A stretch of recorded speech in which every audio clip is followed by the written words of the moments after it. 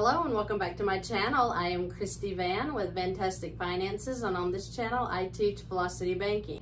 This lady is in real estate and she doesn't get paid the same amount every month.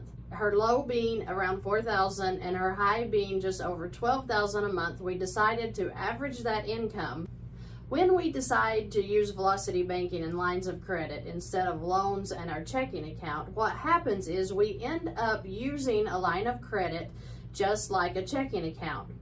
So all of our income will go into that line to keep those balances low, while all of our expenses come out through that line very slowly throughout the month. This reduces the monthly interest charge due to the banks use an average daily balance when they figure interest charges. Now with this person making the low of $4,000 and the high of almost $13,000, we average that to come to about $10,600 a month that we're going to throw into this line in this scenario. So when we're using a line of credit as a checking account, that frees us. What does that mean? Well, that means that when we have a line of credit to live off of, it doesn't matter when you get paid. Even if she were not to make one dime in 1 month, she could transfer the money out of this line of credit or HELOC, turn around, put it right back in, and that will satisfy the payment for that month. Now, some people think, wait a minute, that's almost crazy. Well, that's the way the lines of credit work. So as long as you are transferring income into the line, you're going to satisfy the payment if the income transfer is above the minimum monthly payment. You always want to make your payments on time. Even if you are putting them in throughout the month, like if you get paid weekly, bi-weekly, monthly, it doesn't matter. Just make sure that you are making that payment above what the minimum amount required is. Okay? I need to be very clear that you understand that you do need to make your monthly payments, whether weekly, bi-weekly, or monthly. As long as money is being shoved into these accounts, it will meet that minimum monthly required by the bank, okay? Now with this lady, her income, we're going to figure at $10,600, and her expenses are currently at $9,087. The debt that she currently has is $541,178.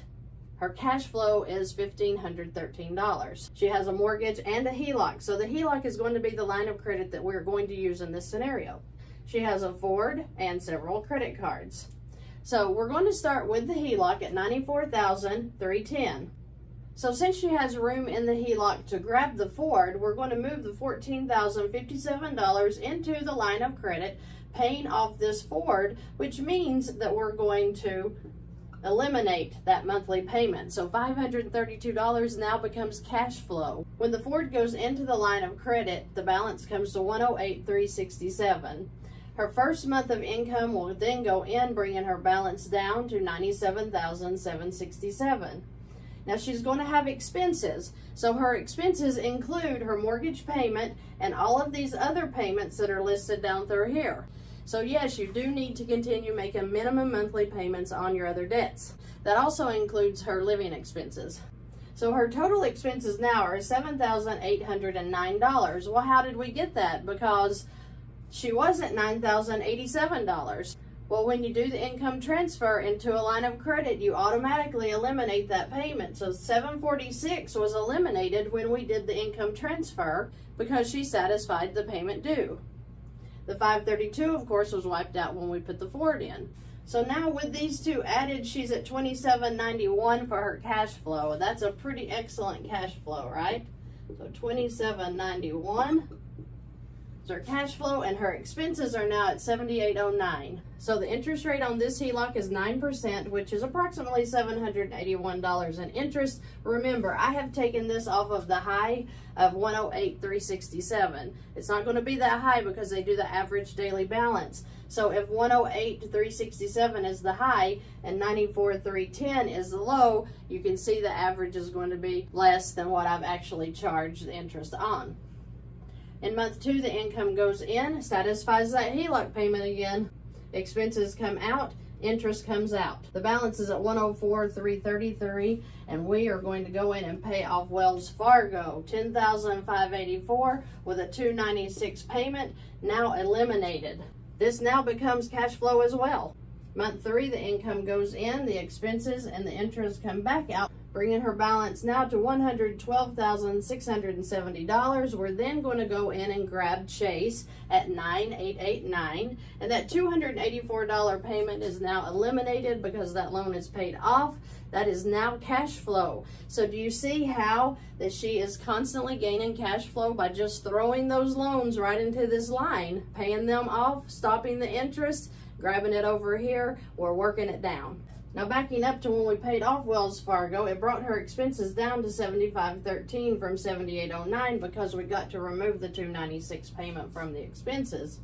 Same is going to happen with Chase.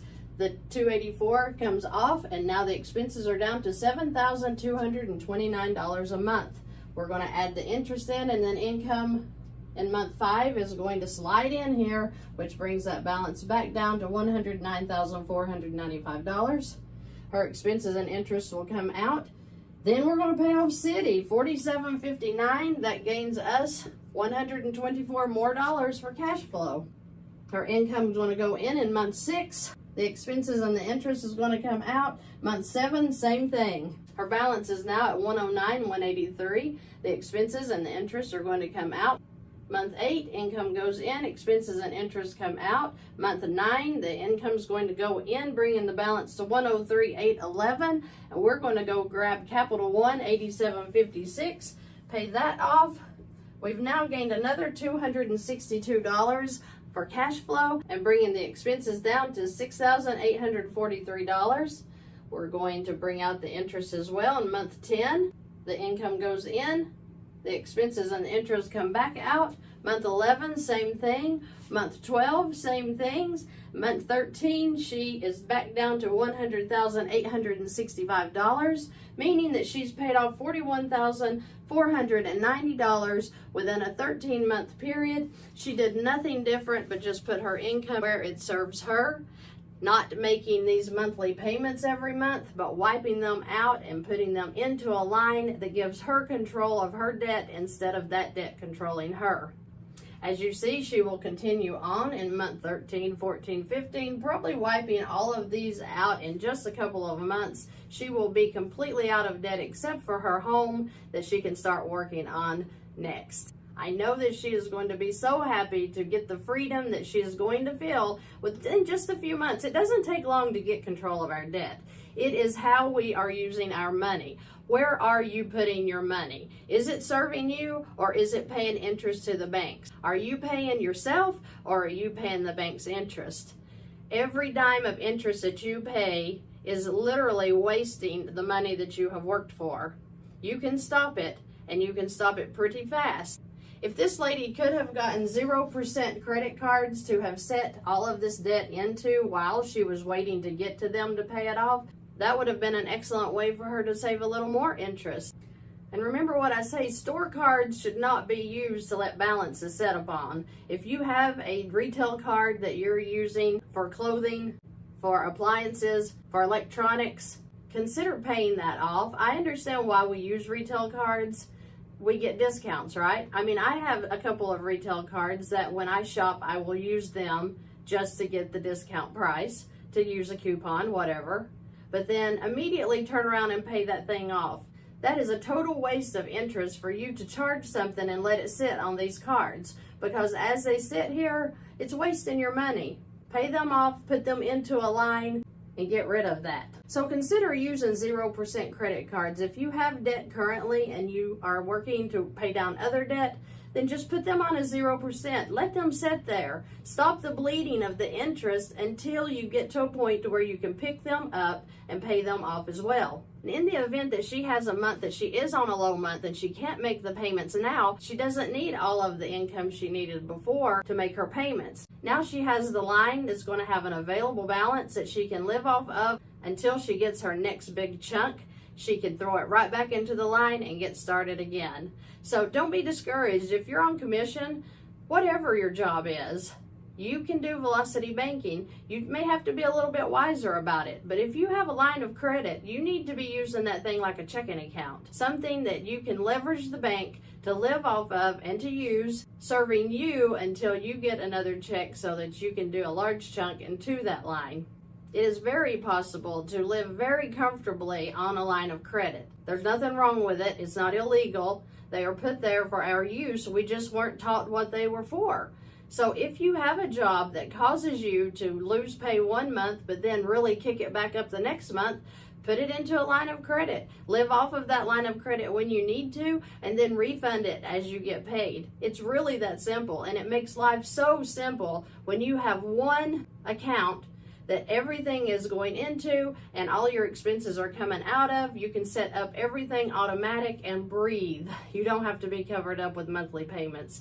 You don't have to be covered up with debt. You just need to learn to make your money serve you. You tell your money what to do, okay? I appreciate you guys joining me today. I always enjoy your comments, your emails, and you all are always so kind. I appreciate that so much. It has been a pleasure working with each and every one of you that I have been serving. I look forward to getting up every day just to see what kind of adventure I am going to run into with my new clients. I appreciate you guys. If you all need me, I have links below. I have links for stores. I have a link for Alex who can help you set up your own business, whether that be an e-commerce store or whatever. I have links for Infinite Banking, for the Private Money Club, and any other way I can help you that I know of. I even have Octavia below for weight loss. I'm trying to cover every area so that I can help you guys live a 100% better life in every way. Thank you so much for joining me today. I look forward to seeing you in the next video.